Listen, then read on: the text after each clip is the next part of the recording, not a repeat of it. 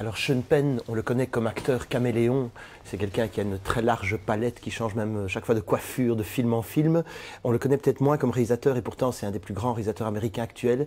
Et il fait partie d'une vague d'acteurs-réalisateurs. C'est quelque chose d'assez nouveau dans le cinéma hollywoodien parce que lorsque c'était l'âge d'or d'Hollywood entre les années 20 et le milieu des années 50, les postes étaient très hiérarchisés et compartimentés. Donc il était très rare qu'un acteur puisse devenir réalisateur. Alors il y a eu des grands exemples comme Von Stroheim ou Orson Welles, mais justement on leur a tapé sur les doigts parce que ce n'était pas monnaie courante. Par contre, depuis une vingtaine d'années, on voit toute une série d'acteurs qui passent à la mise en scène, comme Tim Robbins, comme John Turturro, comme Kevin Costner, comme Jodie Foster, comme Robert Duvall, comme Sean Penn, et ils font en général des films très intéressants, parce que ce sont des films qui ne nous proposent pas un déluge d'effets spéciaux, mais qui au contraire sont centrés sur les personnages. Et les personnages chez Sean Penn sont toujours des êtres de refus, c'est-à-dire qu'ils n'acceptent pas, bon, lui-même est un rebelle, et il a une bonne circonstance atténuante, si on peut dire qu'il faut avoir une circonstance atténuante pour être un rebelle, c'est que son père était à la fois décoré à la guerre et en même temps blacklisté sous le macartisme.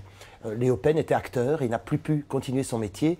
Il est devenu réalisateur de télévision parce qu'il avait été mis sur les listes noires.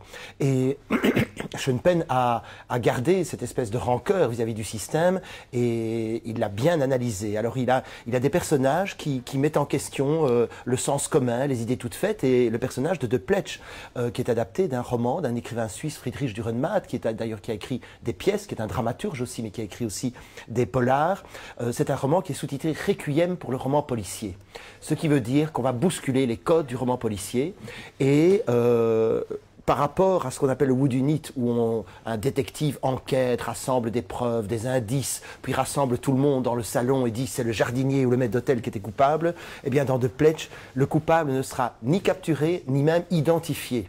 Parce que le hasard s'en est mêlé, la malchance, et le film tourne autour de ça, c'est-à-dire que la logique des romans policiers est mise à mal dans le roman et dans le film, sauf que quand même le lecteur ou le spectateur, lui, en saura plus que les personnages, et il saura qui est le coupable. Mais ce n'est pas du tout le centre du récit. C'est un film tragique, très, très dur, sur en fait un policier qui refuse de clôturer une affaire de meurtre d'enfants, de viol et de meurtre d'enfants. Et on a cru attraper le coupable, il s'est même suicidé, ce qui arrange bien la police, puisque comme ça l'affaire est clôturée. Et ce policier va, contre tous, va se dire non, il est toujours en circulation, il va encore commettre d'autres crimes. Et il est pêcheur, pas dans le roman mais dans le film. Et quand on fait de la pêche, il faut choisir le bon territoire et le bon appât.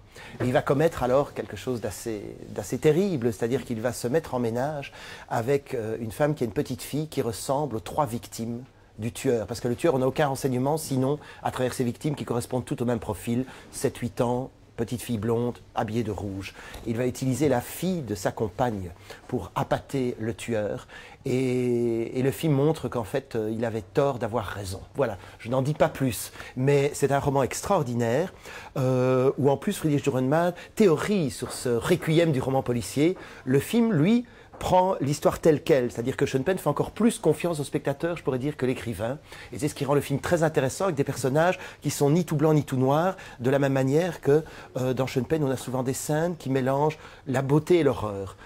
Lorsque la petite fillette doit servir d'appât pour le tueur, ça se passe dans une magnifique clairière, avec une rivière extraordinaire, avec un beau soleil, etc.